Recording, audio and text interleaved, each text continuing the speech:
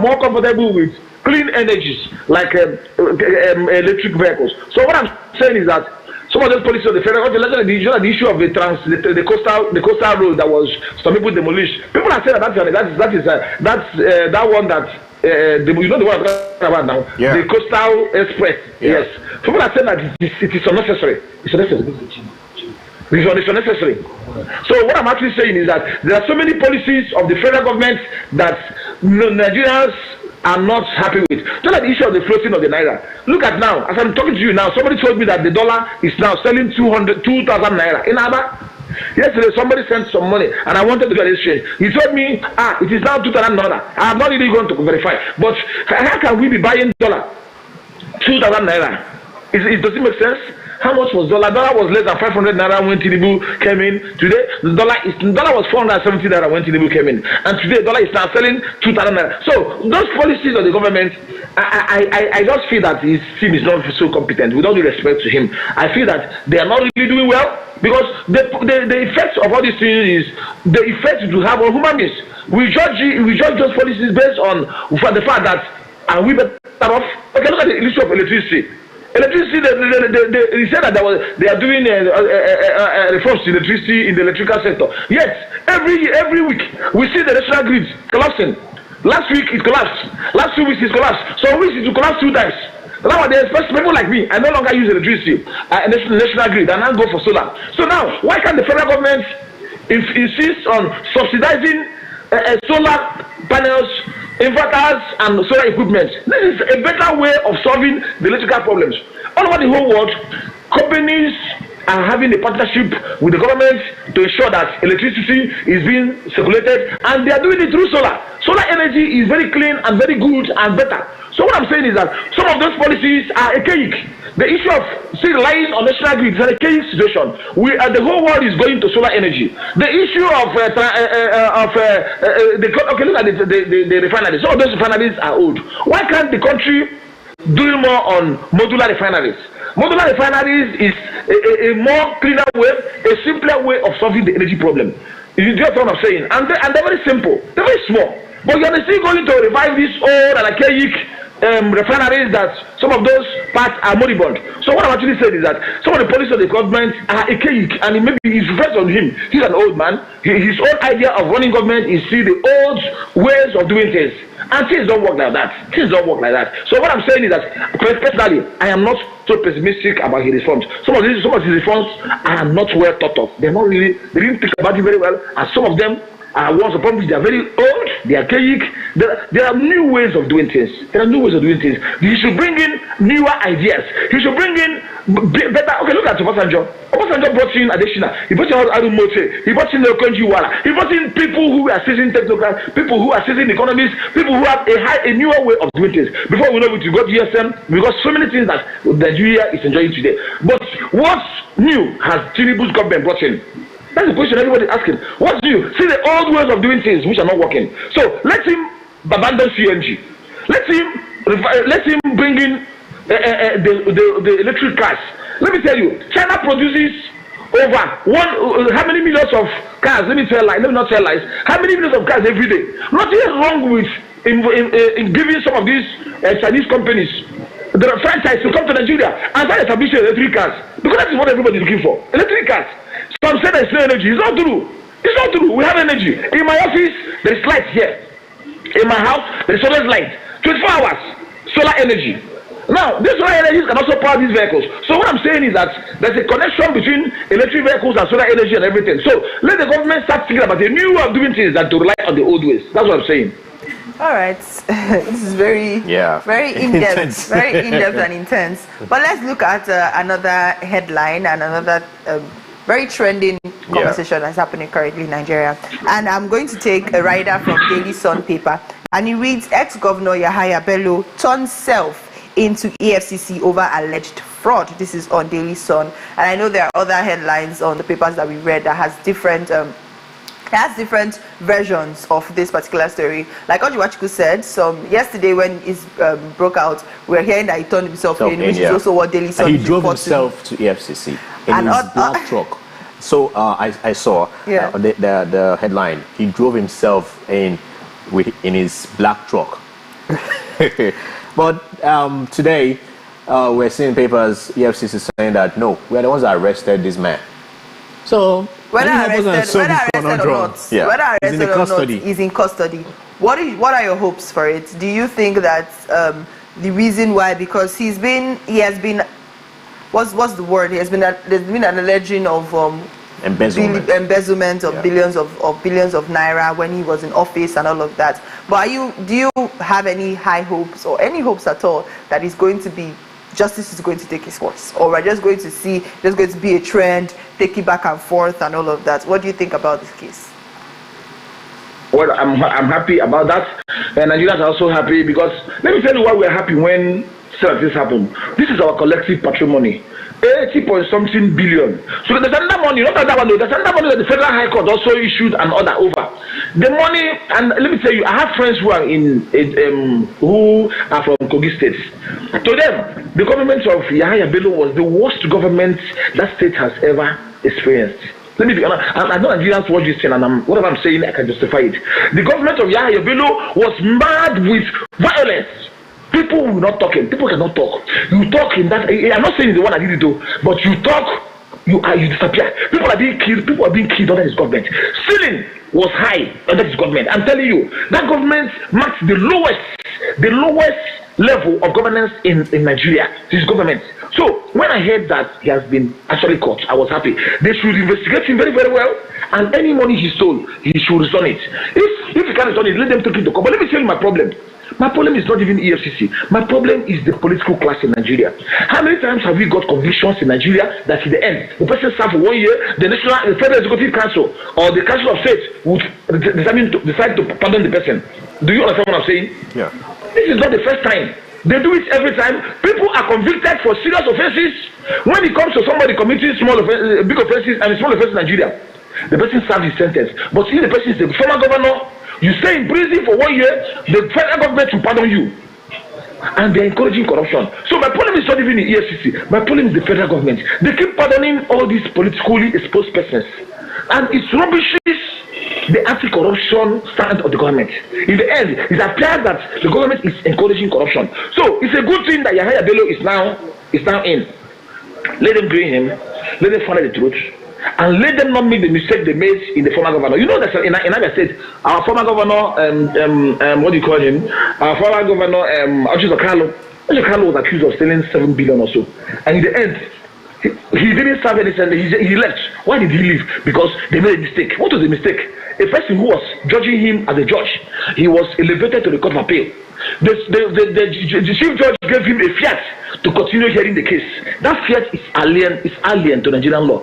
I think the chief judge also, I don't know who gave him that fiat, but the fiat is alien to Nigerian law. In the end, the Supreme Court ruled that at that point that they made that man a Court of Appeal judge, that he is no longer qualified, or he was no longer qualified to continue trying Ojo Carlo. The court now ruled that all the trial done on Ojo Carlo are null and void. That was how Ojo Carlo came out from prison. Before you know it, Ojo Carlo filed the case in court, asking the court to rule that having served a sentence, that he is free. And in the end, the court agreed with him. Today, Ojo Carlo is working on free of charge. After all the accusations against him, after they accused him of stealing 7.something billion at that time. So what I'm saying is that let the government not blow this trial. And let me tell you the truth, it may also be because Ojo Carlo was a part of the government. He was a part of the APC government. It may also be that somebody deliberately sets up the judge in Ojo Carlo's case to fall. Do you understand what I'm saying? Yes, somebody might have set the judge to fall. Somebody must have deliberately given the judge a fiat to prosecute to Judge Ojo Carlo when he knows that that person does not have the right. So that the Supreme Court can use it to set him free. So what I'm saying is that the political class is the problem of this country. And not even EFCC, not even the police. The police have their own problem. But EFCC, even if they want to do the right thing, the political class will scuttle it. And that is why we're having this problem in this country. Because if you know that if you steal, you go to prison, you will not steal. If you know that if you embezzle government money, you will be punished for it. You will not do it. But when you know that when you do all these things, the political class will interfere with the judiciary, so like the one we have been hearing in Abuja, that somebody is interfering with the judiciary in Abuja. We see people interfering with the judiciary. If the judiciary becomes quotas to the dictates of the political class, then the celebration we would have got over the issue of EFCC and Yahya Bello will be moribund. It will be ephemeral. It will just be hanging because in the end, nothing will come out of it.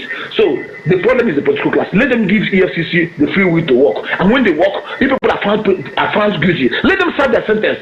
Giving amnesty, giving forgiveness to political exposed persons, it's not helping the Nigerian judicial system. It's not helping the fight against corruption, because in the end, you are encouraging them to stay more. All right. There's this headline I also want us to look at just before we go, because we're already out of time, and it's on TUC alleging definite. What am I saying? Alleging? What's wrong with me? An alleging? But on TUC threatening indefinite strike on the states that refuse to implement the new minimum wage. So we have a couple of states that have implemented the new minimum wage, which is 70,000 naira. Some states are even doing above 70,000 naira. Like but then, like Enugu State, Lagos State. Yeah. But then there are also states who are still very numb about the new minimum wage, and are still truthfully struggling to pay the old minimum wage as well. So I want to know, what do you think? Do you think this is a step in the right direction from TUC? Do you think it is? They should cripple the economy of that state. It is wickedness for a governor not to agree that he should pay the minimum wage. One, that is national minimum wage, which has been passed into law. Any governor who refuses to pay that money is even committing a crime. The problem with Nigerian government is that they have immunity. They think they can do whatever they want. The truth remains that there's a law that says that the minimum wage in Nigeria is 70,000. And let me tell you, that money cannot even go anywhere. In those days, the minimum wage was 11,000 naira. 11,000 naira was giving you 100 and something naira, $112 as minimum wage. Later it was increased to 30,000 naira, which came down to $70 something. Right now, the 70,000 naira is approximately $46. So you see that when it was 11,000 naira, the minimum wage was 11,000 naira, the dollar was $112. When it was 30,000 naira, it was not the equivalent of dollar. The equivalent of dollar was $70. Now that we're talking about 70,000 naira, the equivalent of that money is $46. How can you pay somebody $46 in a month? Somebody works for you, you pay him $46 in a month. When I was in the US, the minimum wage, the state, I was in Texas, the state at that time, the minimum wage in Texas was $10. Now you work 10 hours, you are having $100. Now the minimum wage in Texas is $12. In New York is $15. Now if you work in New York for 10 hours, you are getting $150 in a day. That is minimum wage. That is for the people who cleaners, people who the lowest entry. Now, the lowest entry is getting $150 in a day. But in Nigeria, you work for 1 month, you are getting $46 a day, a month. A month. Yet, some wicked governors, I'm sorry to use that word, cannot pay it. Yet, these same governors are enjoying 2.something billion security votes. In my state, the governor receives approximately 2 million naira to security votes. He is also receiving 5.something billion to maintain government house. You see that by the time you are through with everything, you see normal governors in Nigeria will receive billions of naira every month to have the salaries and emoluments. Yes, they cannot pay the workers. Some of them cannot pay 70,000 naira for a month. That is wickedness. It is complete wickedness. So I am in support of TUC crippling the economy of that state. Any state that has refused to pay that minimum wage, that governor, any governor, thank God in my own state, in all fairness to him, the governor insisted that he pay the minimum wage 70,000 naira, which is good. I'm happy about that. But any state governor that refuses to pay that money, the TUC should cripple the economy of that state, because it is not fair. It's not fair. It's not fair that you, a worker, 70,000 naira, even as a lawyer, if I get 70,000 naira, what would I do with it? To pay my staff? To fuel my car? What would I do with 70,000 naira in Nigeria? I talk about a month. So I'm in support of TUC going on strike over this matter. Yes. Well, thank you very much. I think we'll call it a day on the newspaper review. Thank you very much. Thank you so much. And I agree. I think we should start to, be out there more.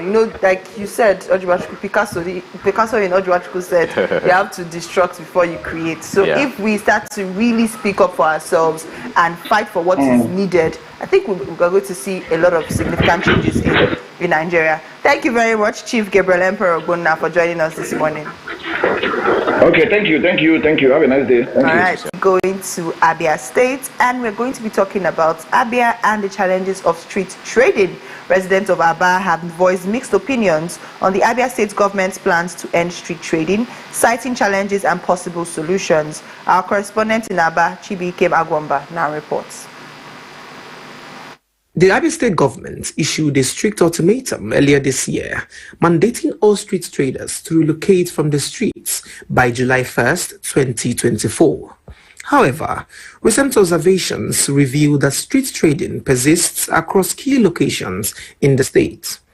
In interviews with residents of Aba to know if there is a possibility for an eradication of the practice, they had this to say.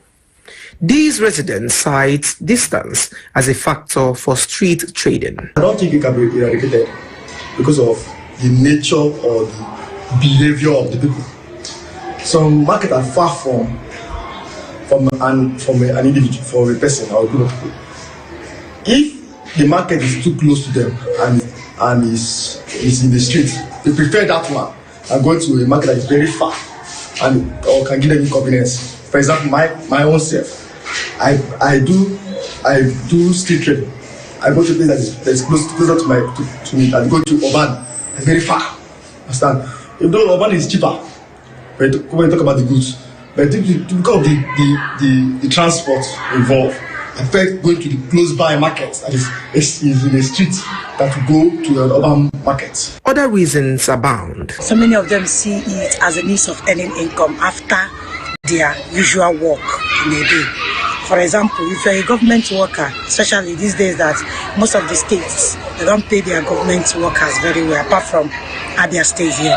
If you are such a government worker and you have numerous of children at home and you couldn't give them what they want, so the next thing that should enter your mind is, in my street, let me just open a little thing and make some money, and it will be of benefit to the person and the family. So it cannot be just wiped off like that. This respondent, however, offers a potential solution, suggesting that the government should subsidize the cost of renting a shop for the traders. Street trading can be eradicated if only the government can provide structures, market structures, and also making it subsidized, renting it out in a subsidized rate where the traders can afford to pay the rent.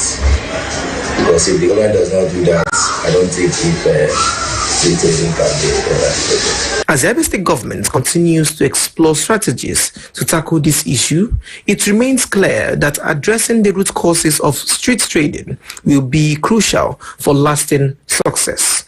In Aba, Chibuike Agwamba, reporting for Afia TV. For that report, and like you said, addressing the root causes of street trading is always going to be a lot better, because for a lot of people, they can't afford to pay for shops. They just really need something that is going to help them feed daily.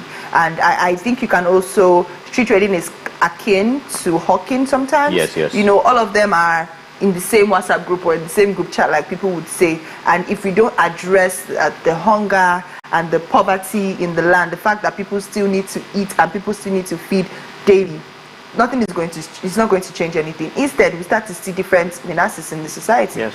Yeah, sure. It needs to be addressed. The root cause, the crux, needs to be addressed before eradicating, right? So because you don't chase people out to stop street trading and you don't give them something to fall back on. So it's going to make the society or start seeing some other vices, exactly, right, that will be the menace to the society. So it's right that the main issue, the crux, is being addressed, which is provision of jobs, right, and an economic boom. Very, very important. Definitely, when you're raising people off the streets, then it will be considered, yes, that there's something to fall back on, right? I completely agree with you. And if we don't address the fact that this is based on hunger and poverty and all of that, and it's Mama's work. And it's a honest way of living. At least you come out, you display what you have to sell, people buy, you carry your profits, you go home. I understand. You leave the but it doesn't make it. It makes the city dirty. It doesn't make the city look organized. I do understand it, but we also have to really tackle the root causes of all of this. If not, it's going to just bring another thing. We start to see an increase in begging, or just, I think it would even make the city look messier to me.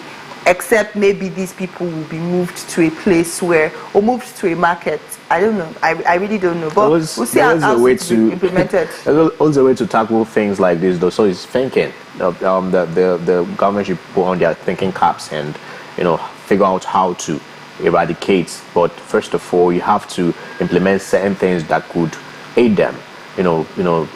Sort out feeding, as they do every other day, trying to make ends meet and feed their family every other day on the streets. Very, very important. We'll go on a quick break. We'll take our news on the hour, then delve right into the conversations that we have lined up for you this morning.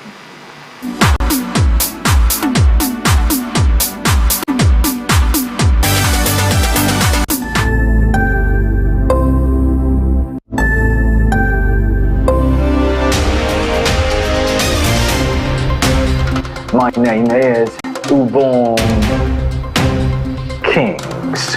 I am Marvelous Afamaga. I am Chioma Akbala. My name is Ifunaya Ndule, but I'm living in our market speaking.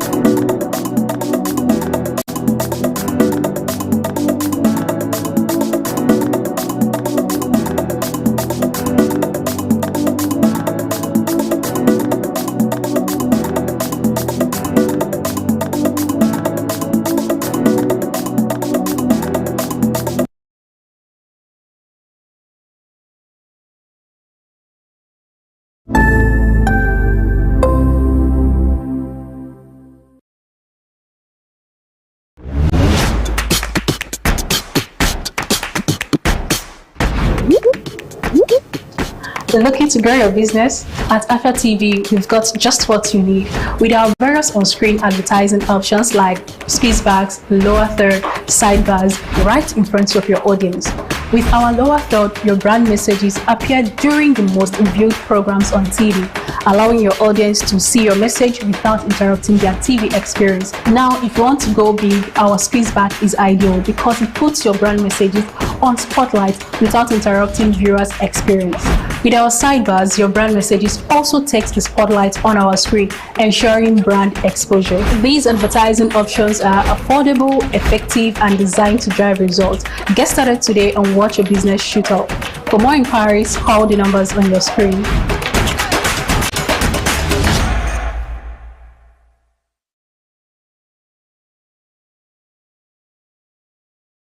Welcome to Afia TV,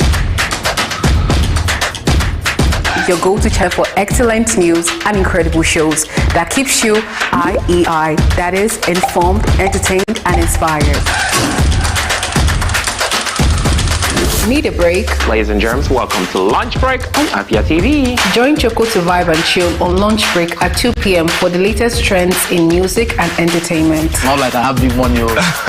Dive into the world of innovation and creativity with Rochelle on Onka. It means art in English. Where creative minds and groundbreaking ideas come to life. Tune in every weekday at 8 p.m. Do not miss Afia TV Official, your perfect dose of laughter, where they discuss what is currently trending on social media every day at 5:30 p.m. on Afia TV. But in this economy, Your savings will save you, man. And that's not all. Stay tuned for more exciting shows on Afia TV. Catch us on DSTV channel 254 and GoTV channel 17.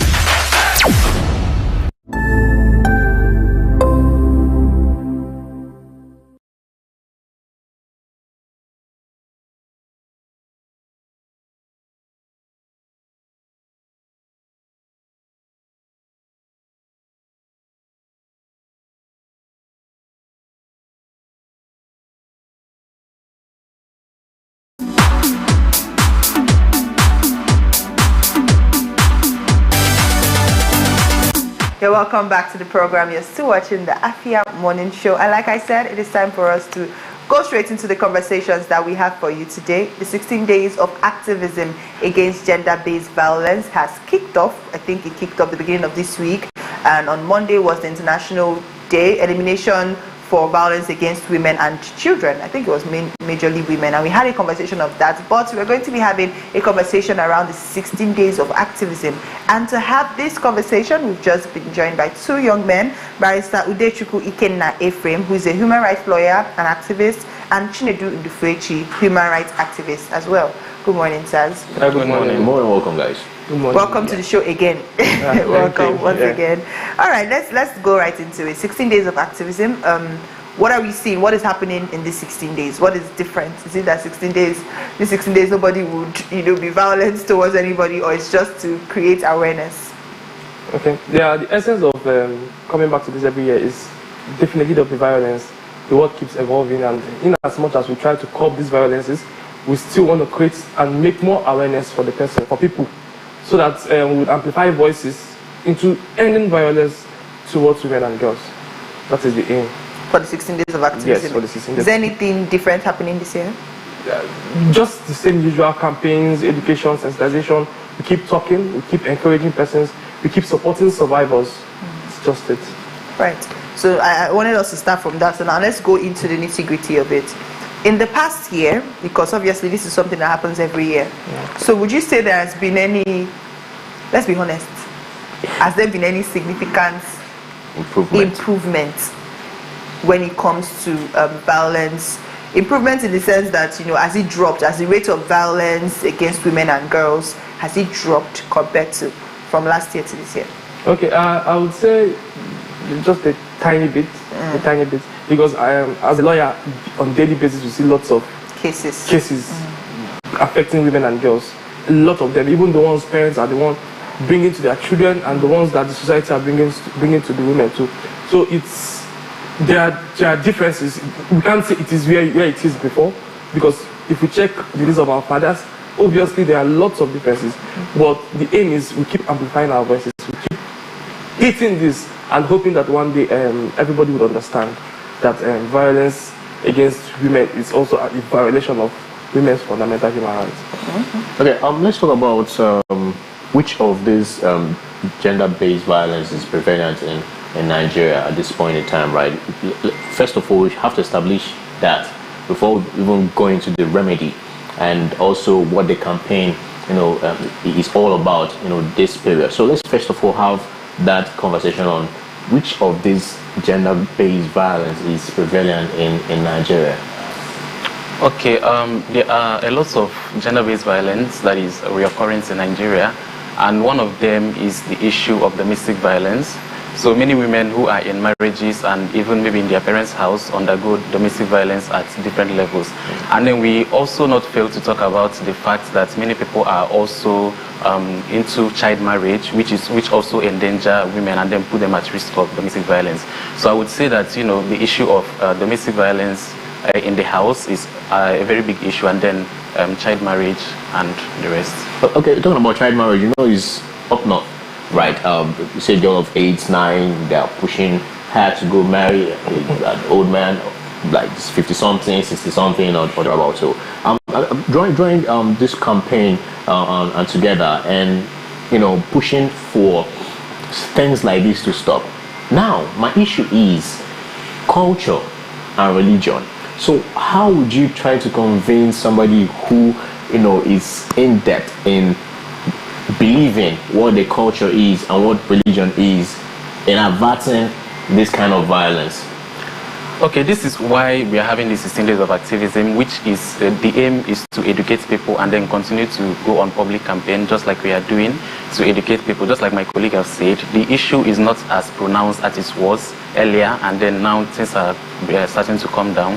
So people are beginning to learn that even though you are faithful to this religion, you can still know that this is wrong and this is right. So due to these campaigns that we are doing, public enlightenment, sharing this information even in churches and then other places that it can be available, and then due to the people are now being educated more than they were, so I think the issue is gradually coming down. So there are some things that we don't have control over. People will still do things because they are faithful to this particular religion or that. But due to the increased awareness that we are creating, people are starting to learn that this is wrong and this is right. So this is the reason we are having these 16 days of activism, devoting 16 days to educate people on the rights and the wrongs they are doing. Okay. So I want to bring to. Okay, you want to say something? Yeah, I think let me put more light. Okay. What my Go ahead. Go ahead first. So religion is one part, right? Yeah. Then we have our laws, which is the 1999 Constitution is supposed to be the ground norm, right? And it has said that every human has the right to dignity of human person and rights to be free from degrading human treatment. And I feel these early marriages boils down to violations of fundamental human rights. So we keep saying these things that where religion is saying one thing and our laws are saying another thing, you see the contradiction there. So that is why we keep trying to sense it. Even female genital mutilation is still a thing. In as much as we are trying to say, okay, stop these things, but there are still villages like this that the parents still take their children for FGM. And the essence of this is to keep emphasizing on the need, educating persons. Because at the end of the day, we might not bring suits or we might not bring legal issues against this person, but we keep hoping that our voices will be heard and people would understand and see that these things affect human rights. And human rights are not just for one particular agenda, or it's for everybody, right? So we say, okay, if you can understand, I think you'll be able to merge religion and make it compatible with our laws. Okay, what I wanted to ask you was, let's talk about patriarchy, right? And sometimes what our mothers, how they absorb all they felt and meted on when in marriages boils down to what the girl child, how she will behave when she eventually married, or she is going to condone, right? And not speaking up, because they always tell you patience. When you marry, you have to be patient, right? Endurance, and because you have to respect their head, which is the man. So whatever the man dishes out, you have to take it. You're already married to him, you love him and all. So apparently when the girl child is watching these things, how their parents the mother was behaving, growing up and all that, when she too is married, she would want to mimic and tell her down what the mother's behavior, and wouldn't speak up when some actions are meted on her, right? So let's talk about this and the effects on women, the girl child, by the way, going regards this campaign he is undergoing. Okay, it's actually a reality that girls try to imitate or learn from their parents.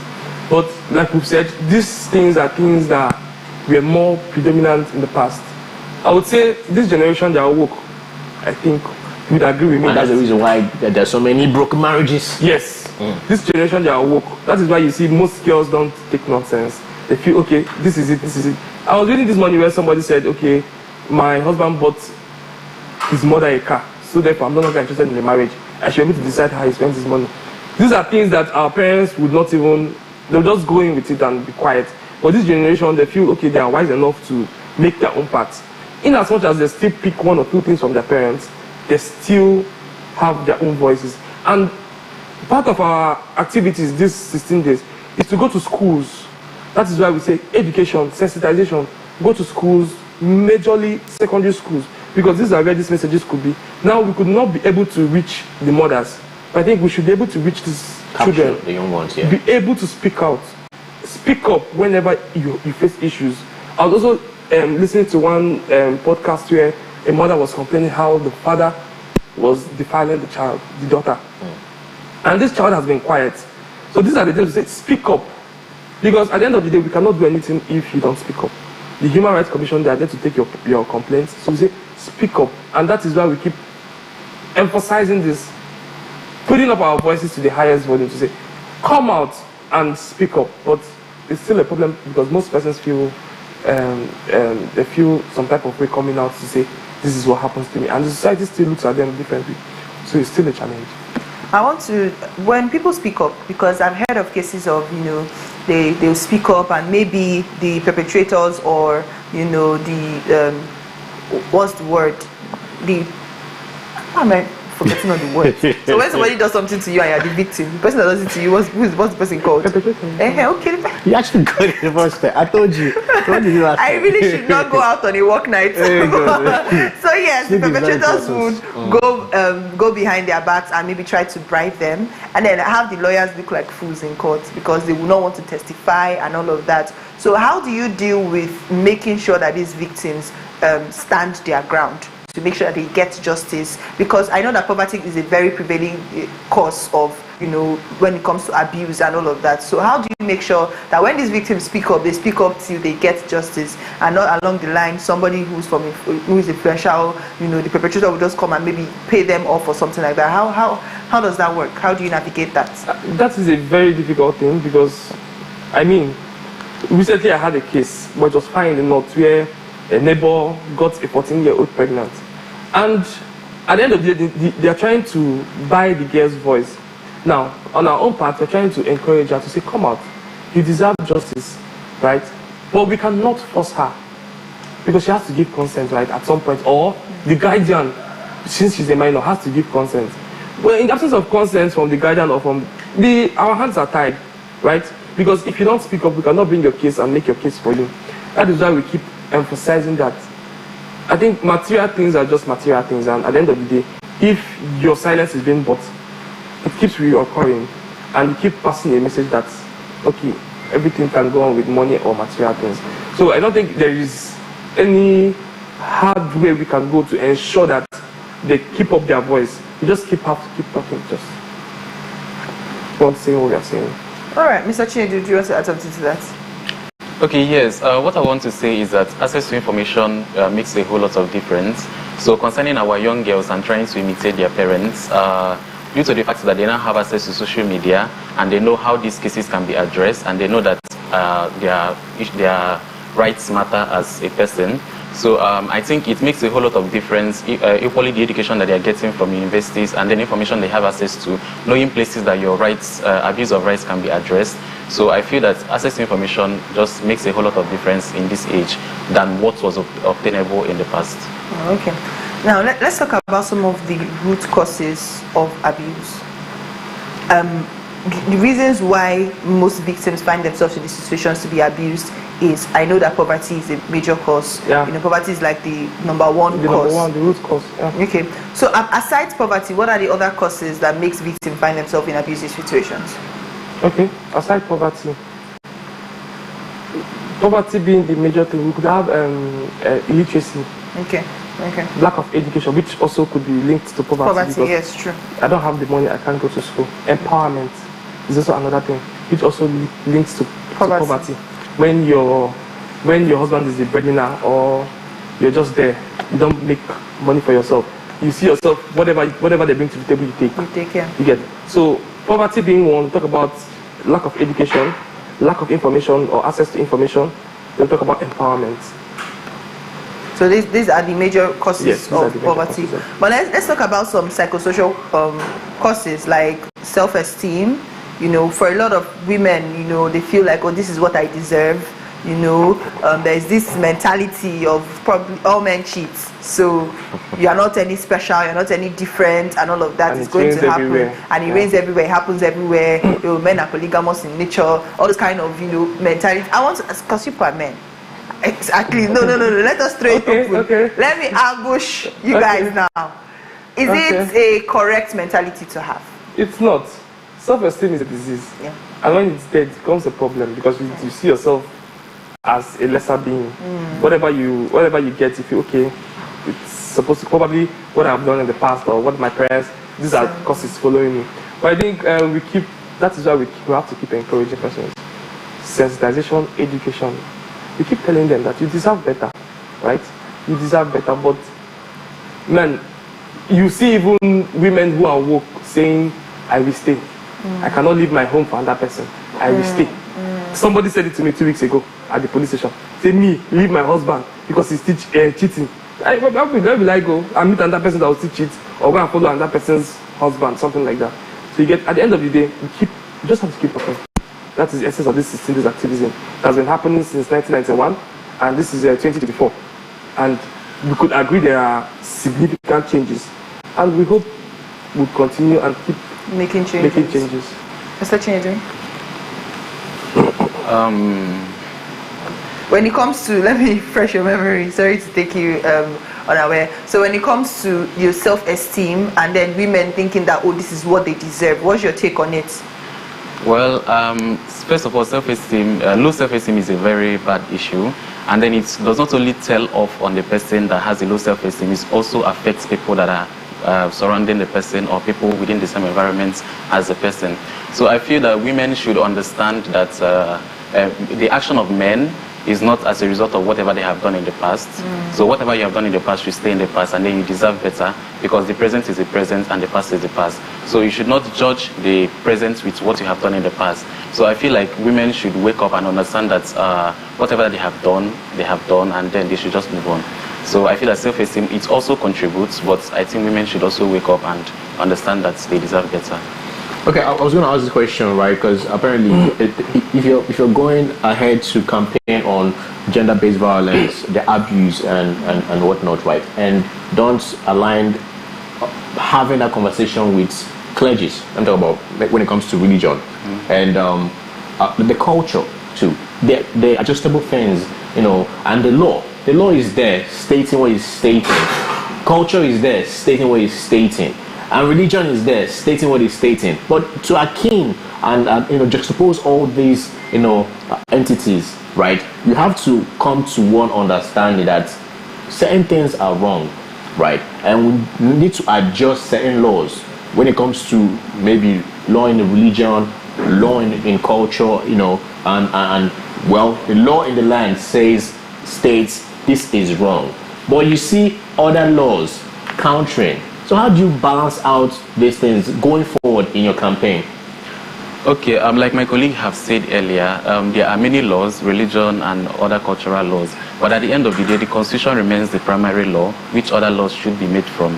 So I think other laws should come from whatever the Constitution is saying, because if the Constitution says that an individual have a right to life, that is final. So whatever the Constitution says remains the final say whenever it comes to law. So all the religion and cultural aspects should work towards aligning their beliefs and then their attitude towards the law of the land. Yes. But you see up north counter, so many of them counter the law of the land with the law that the religion states and even their culture.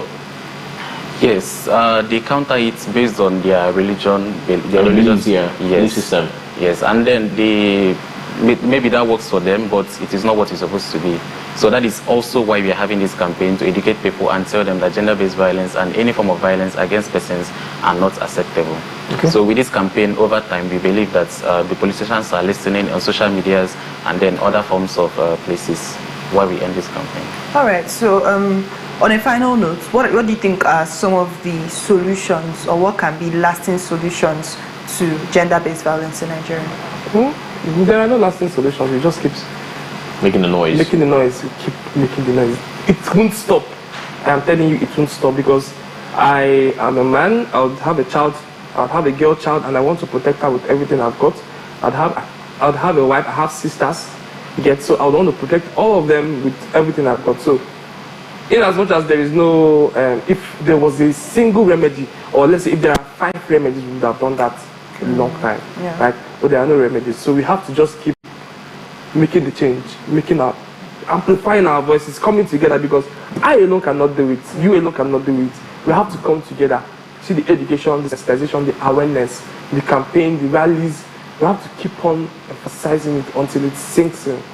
All right. I think I think that's the major thing. We need to keep on emphasizing until it sinks in, and also, you know, as much as we can, if we keep talking, if we keep empowering our women, if we keep letting our men even know where they are wrong, that is, you know, the fact that you saw your father do it, or you saw your uncles, or you saw your family members do it, doesn't make it law. It doesn't make it right. You know, it can end with you. You can break the cycle, and hopefully things will get better. Yeah, and we also hope survivors will come out to speak up. More survivors we want people to speak out, because if more persons come out to speak, I think actions will be taken and lessons will be learned.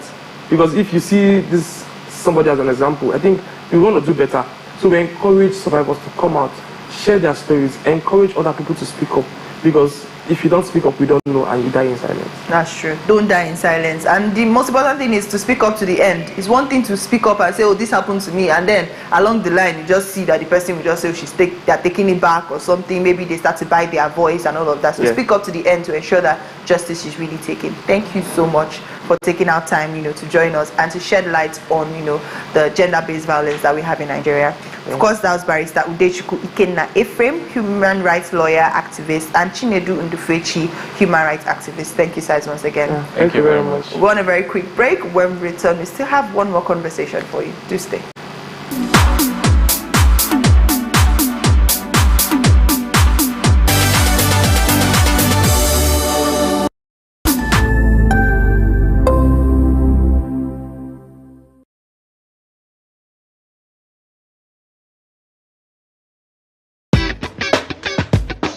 It's a brand new week and another opportunity for us to gist and me to tell you, bring all the spice, all the things that are hot, trending and exclusive on social media. Sometimes I know there's constructive criticism. I know that you know how to quote it. So for the people that don't understand, I want to be like, oh, why are you doing this? Please, I'm not a cross-dresser. I'm only doing this because of the money on Facebook.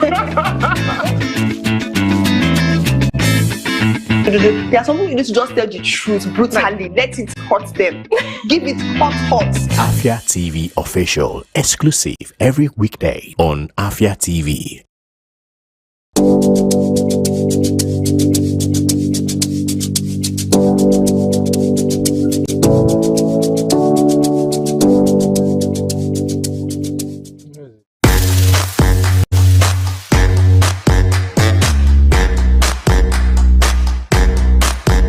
Assalamu alaikum jama'a, sunana mai martaba sarki Abubakar Yusuf Sambo. Ina kallon Afia TV kuma ina jaddada ma jama'an mu su dinga kallon Afia TV. Allah ya taimake su a aikin da suke na kyau. Inda ba yake nemo no Afambo His Royal Highness Sarki Abubakar Yusuf Sambo an ma watch Afia TV na kwado kwandibu. Inda ba ni ne ka hana watch Afia TV. Afia TV na-eme ọfụma. Daalụnụ.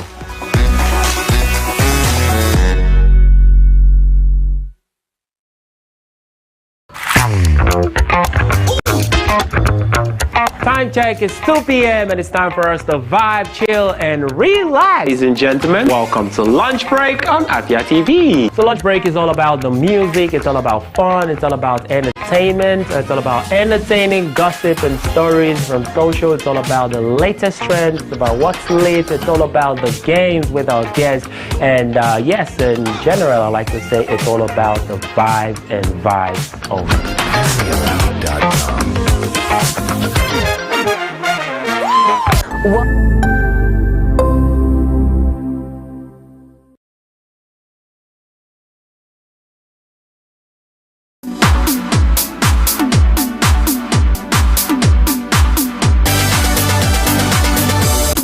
You're welcome back to the program. You're still watching the Afia Morning Show, and this conversation is one I'm particularly excited about. We're going to be having a conversation on how you can infuse both your culture as a tool for entertainment as a tool for cultural promotion. And we have one of our favorites in the whole of Southeast, Adan Kanu, who is very popular for her comedic brilliance and how she always infuses her culture, infuses being from Nkanu, to taking it to the world, taking it on a global stage, having stories from Nkanu, having stories from her, how she grew up, her culture and all of that, and just I love to see women entertainers.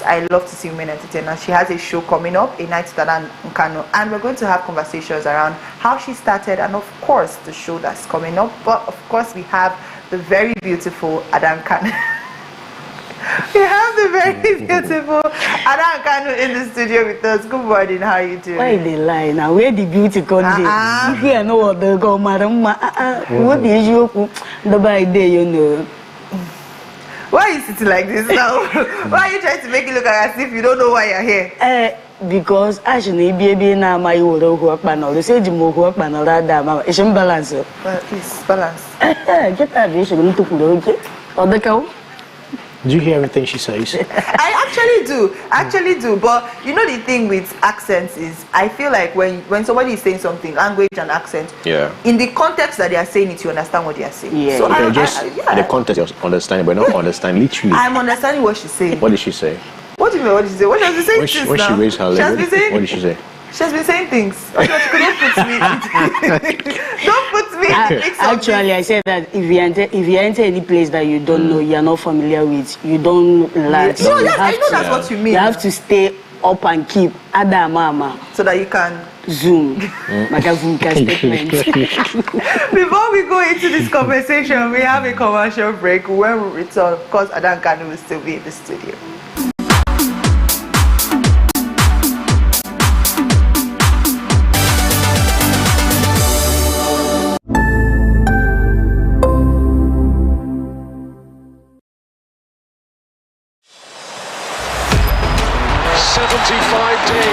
Since the last day of last season, we are ready to do it all again.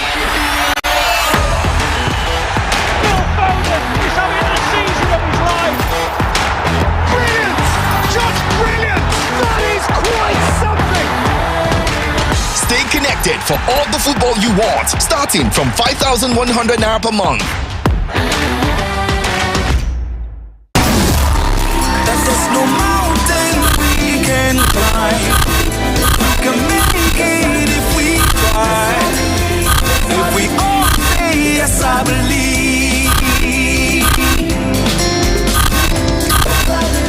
that there's no mountain we can climb.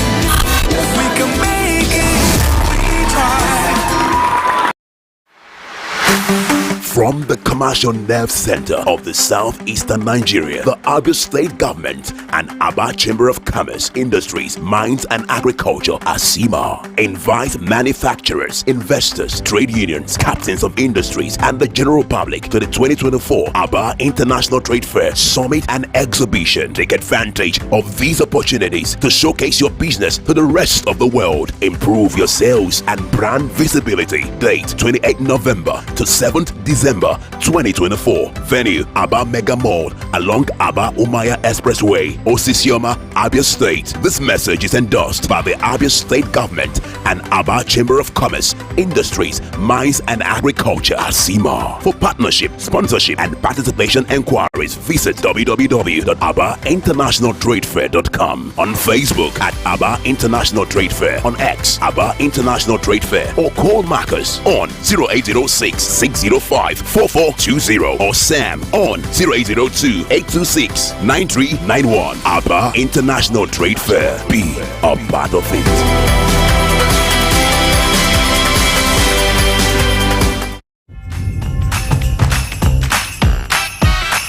But why won't I be happy? Not just because it's festive season. It's moments of friendship and 60 million reasons to love. Small Pepe.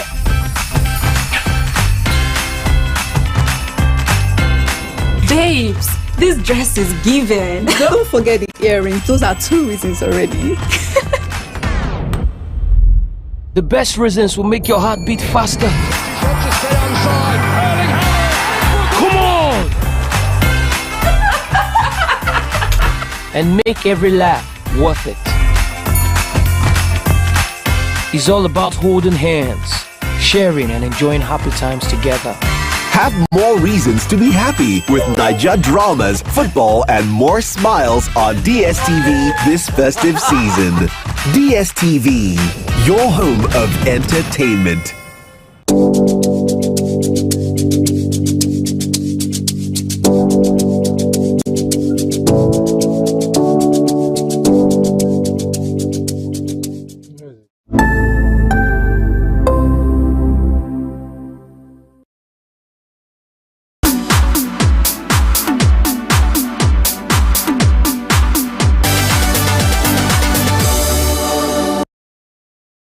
welcome back to the show. You're still watching the Afia Morning Show, and we're still all smiles because Adan Kanu is still in the studio. So now we're going to go right into it.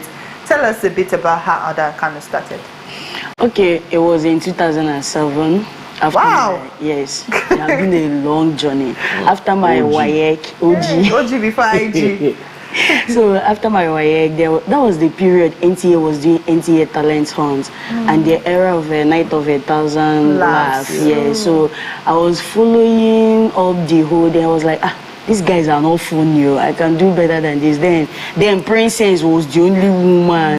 So if you come out and say that your role model is Princess, they will be looking at you. Are you serious?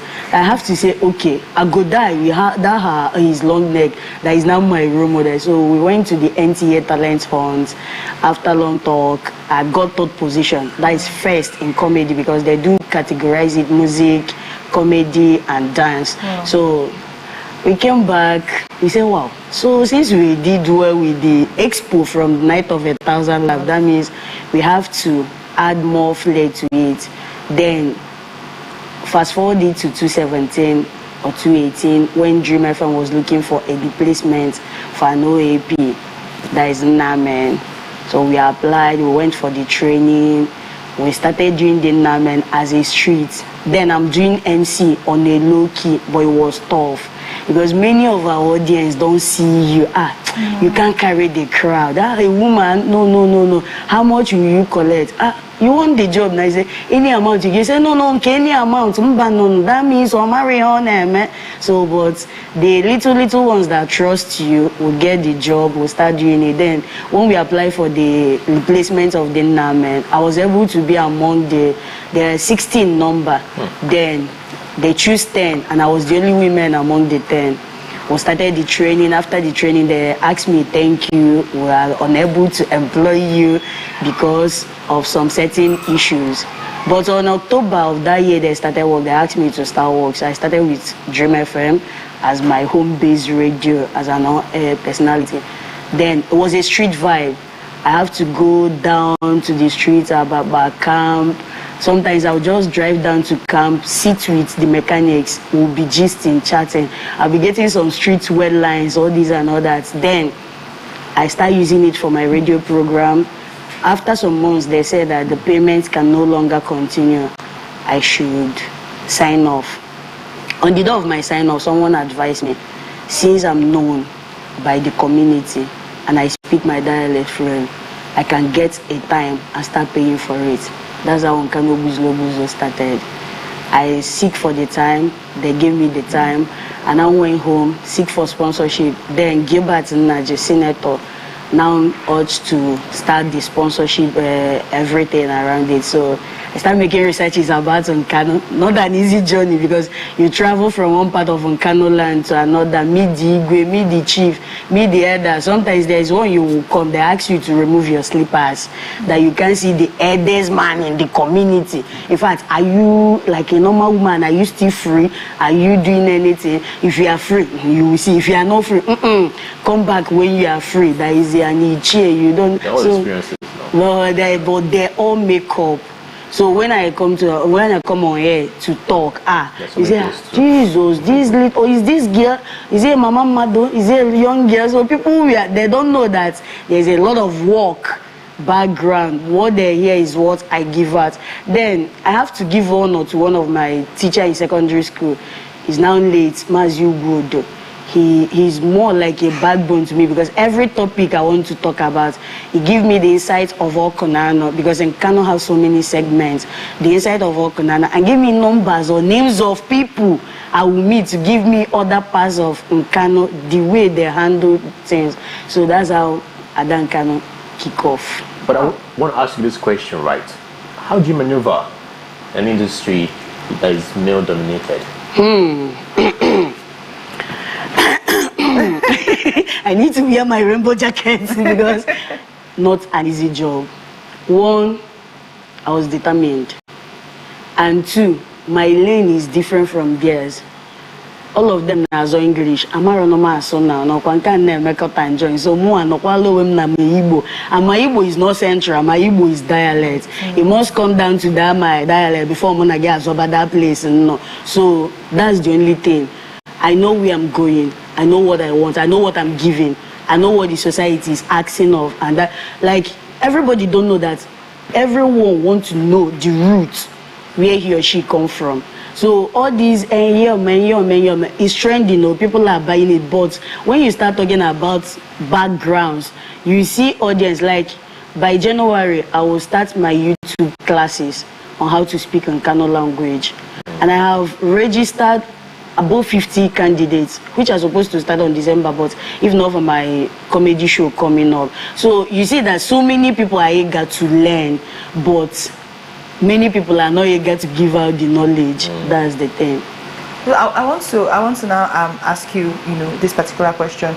Now you said that it's trending to speak English, to do your ministry. And how do you deal with maybe the temptation sometimes, you know, to want to toe in that line of, you know, the trend and, you know, want to leave your, I won't call it comfort zone because it's really difficult, you know, it's a niche that you're carving for yourself. But, you know, how do you deal with temptations to want to not come out of your niche, you know, want to do the trending?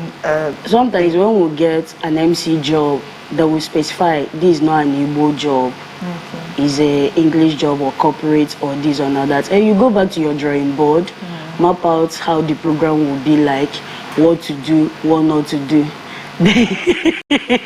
There, but in the middle, one day it's equal had Igbo nabaye kind of shakre. Yeah. All right. So I want to now know. Tell us a bit about. Is this your first event? No, third actually, but the first with the name A Night with Adankan. Okay. So like he asked, how was I unable to in a firm where men are too strong? So and you're getting back with them. So my first event was on September. Should be 2019. I put it Window of Laughter at Philbon Hotel. So that day. Then, Enugu entertainers, we are doing what they call collabo. They are still doing it now, but back then, it was more tight than now. Now it's click. But back then, it was more strong. Then, DJ Grandfinger offered to play for me free. Even now, all those people I'm working with, I didn't give them any penny. But I'm just trying to take it back. But on that day, it was after political talk and work and all these things. So many politicians were able to sponsor the show. But that day was a very blessed day because rain started by 8 p.m. till 2 a.m. So I know see single, so the only artists will come. So me and my artists, we sat down, we'll cry, we'll clean our eyes, we'll go back. So I decided not to come out to do anything called show again. I went back to radio. On 2020, I have to do my 5 years on air as an all-air presenter with Nkano Buzulo at Oakland. It was a massive turnout by my people, Nkano people. They supported, they did everything. So after the 2020, I lose. The support come for the expenses, but waiting go there inside, I no see. So I say me show every no. I'm still thinking about how rain fell from 8 to 2 a.m. I'm telling you, just inquire. Ask Gloria Ojemode. She was the only female presenter. Yes, Fabulous Gloria, that was beside me. I was crying and say, your show is a successful one, no? I was like, Madam Sekem, are you not seeing? Because that was her name on a Saturday program. So she said, next year on go boss. I said, who? Me, you. Next year, you don't see me. So then on 2020, after the show, I said, no more show.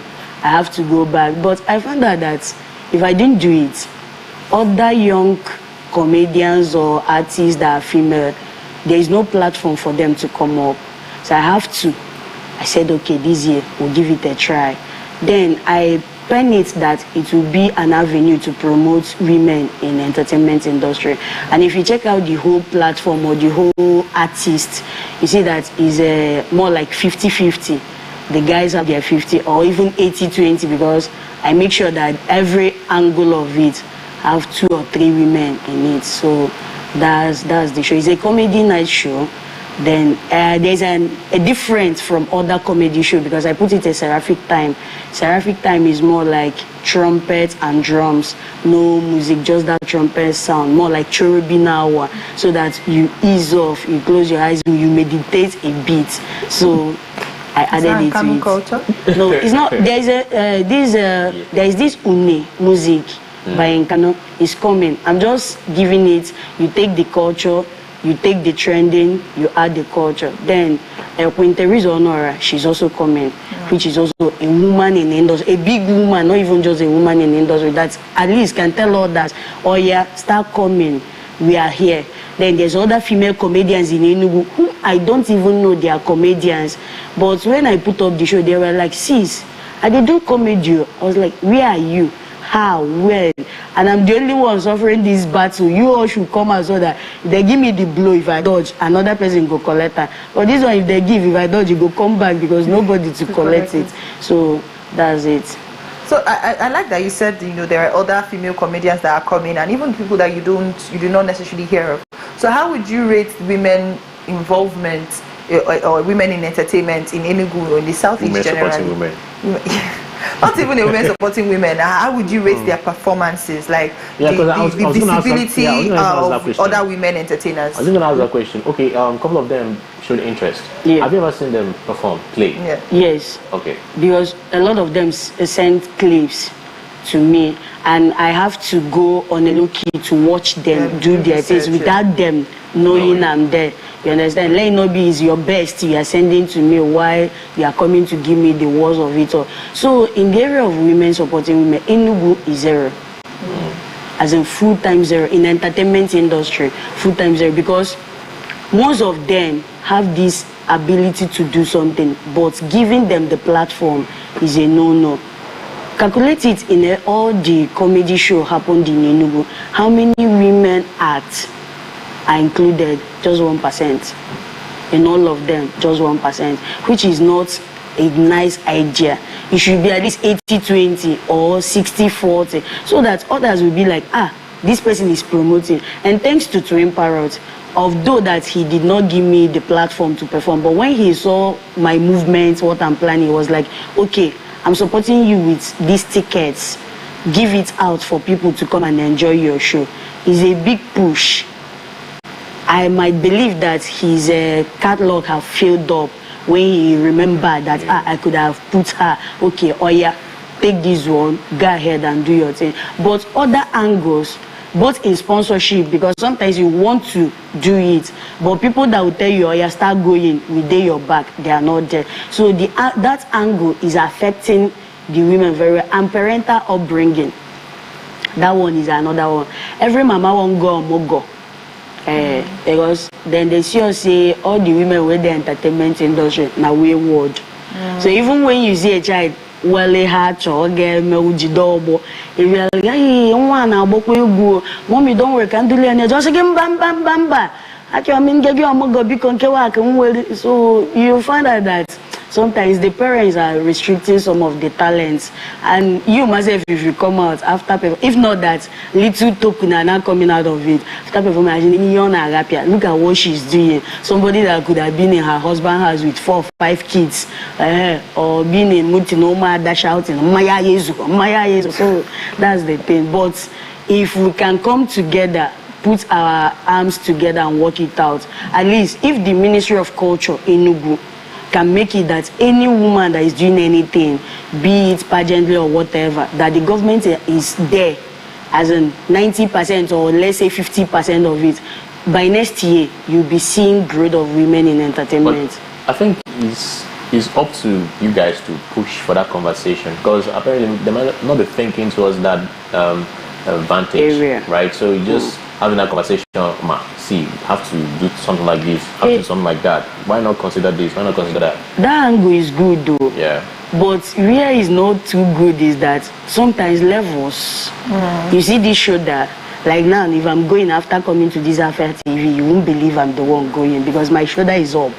Or this is here from Madna TV. So that's. You might see someone that is, she's in the industry and she's doing well. Okay, let me approach her to tell her, see, how can we take up this? You'll be like, I'm busy now and I'll call you later. Another one, you go and check your IG account, how many followers you have. If you are like me that is still in 2K, you'll be like, why will I be discussing with someone with 2,000 followers? No, she's not trendy and is Igbo. No. So that's restricted a lot of people from coming out from their shares. But if you're like, okay, you see, we'll do it this way, even how tight your schedule is, if you give that person that listening ear, even if you know do them, but for the fact that time here, the person, it comes nerve, and it gives the person the sense of belonging. Do you know that I talk with Ijoma? You see, Ijoma Afia TV, yes. Say, wow, what did she say? She said I should come next tomorrow. You might die next tomorrow, you know you are not going to see me. Early morning, you will be like, I have an emergency meeting. Now, human being, I know what you do. I not go bother you until when you say, oh yeah, let's see. But the fact that, okay, take number, call me, you block the number. Now you give me number, now you block them. If you know who may I call you, why they give me the number? So that gap is still too much. We need to, before we can carry it to the table of the government, we need to fill that gap first, one-on-one. Then taking it to the government will be easy. Because if I go on my personality and you are coming, but now the same agenda, it no make sense. Do you understand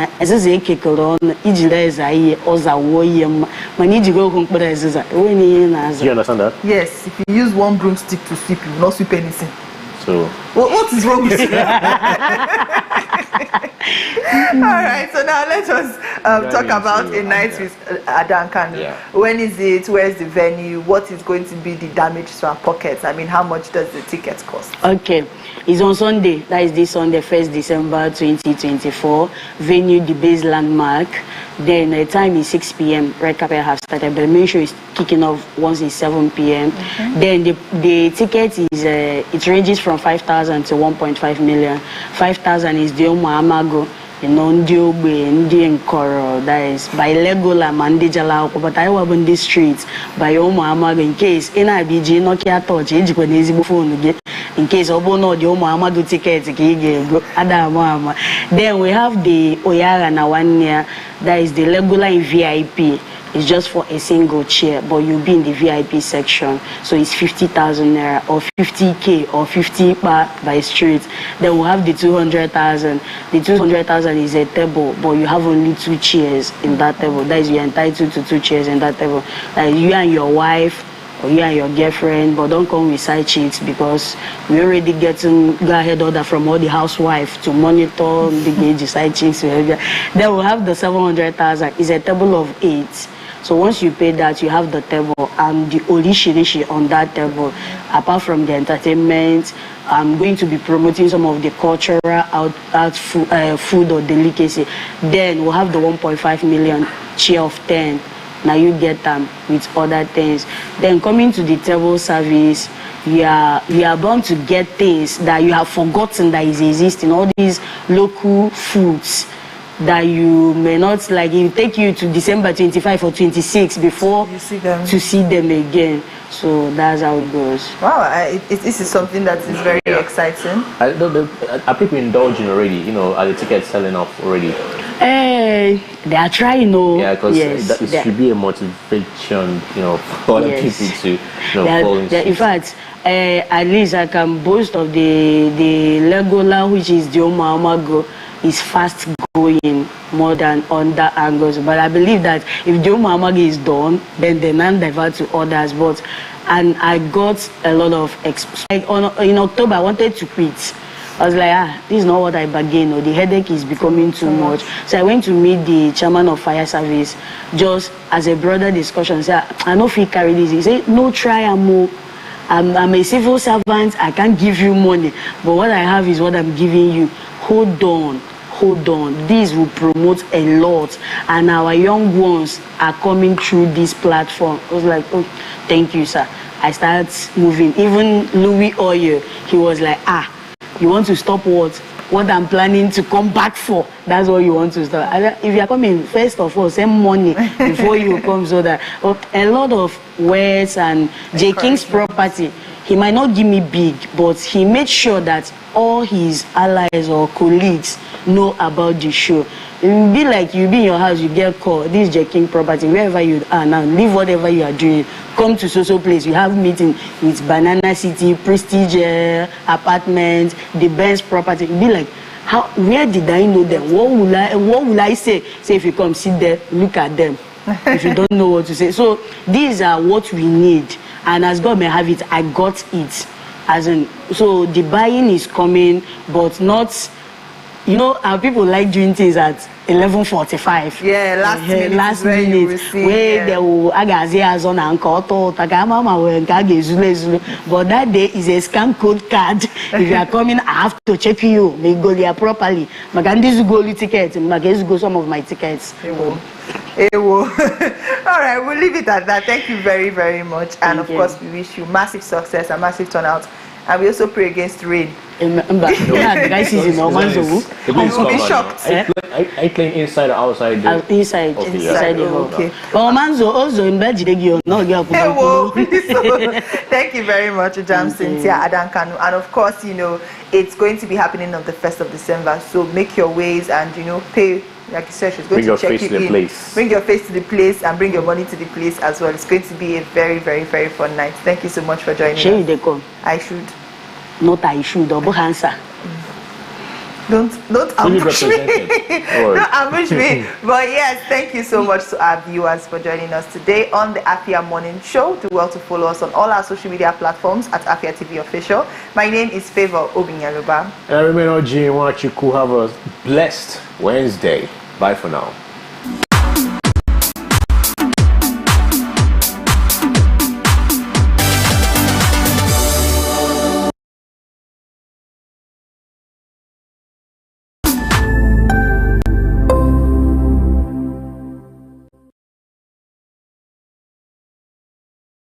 Welcome to Afia TV, your go-to channel for excellent news and incredible shows that keeps you IEI, that is, informed, entertained, and inspired. Need a break? Ladies and germs, welcome to Lunch Break on Afia TV. Join Choco to vibe and chill on lunch break at 2 p.m. for the latest trends in music and entertainment. Not like I have big money. Dive into the world of innovation and creativity with Rochelle on Anka. It means art in English. Where creative minds and groundbreaking ideas come to life. Tune in every weekday at 8 p.m. Do not miss Afia TV Official, your perfect dose of laughter, where they discuss what is currently trending on social media every day at 5:30 p.m. on Afia TV. But in this economy, the savings will save you, man. And that's not all. Stay tuned for more exciting shows on Afia TV. Catch us on DSTV channel 254 and GoTV channel 17. Good evening to you, viewer, and welcome to Women in Business, a show that profiles women, executives, and even the next door store owner, showcasing Igbo greatness to the world. I started always obsessed with books ever since I was a child. The stress of always converting naira to dollar and an incompetent means an incompetent person.